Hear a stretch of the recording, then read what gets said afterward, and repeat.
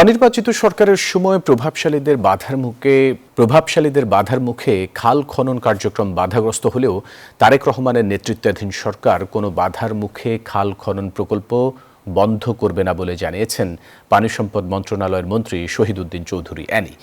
সোমবার গাজীপুর জেলার শ্রীপুরে শহীদ রাষ্ট্রপতি জিয়াউর রহমানের খনন করা চৌক্কার খাল পরিদর্শনে গিয়ে গণমাধ্যমকে তিনি এসব কথা বলেন। এ সময় পানি সম্পদ মন্ত্রণালয়ের প্রতিমন্ত্রী ফরহাদ হোসেন আজাদ জানান, শিল্প কারখানা বা ব্যক্তি পর্যায়ে যারা খাল ও নদী দখল করেছে তাদের বিরুদ্ধে আইন অনুযায়ী ব্যবস্থা নেওয়া হবে। এরপর তারা লবলং খালও পরিদর্শন করেন।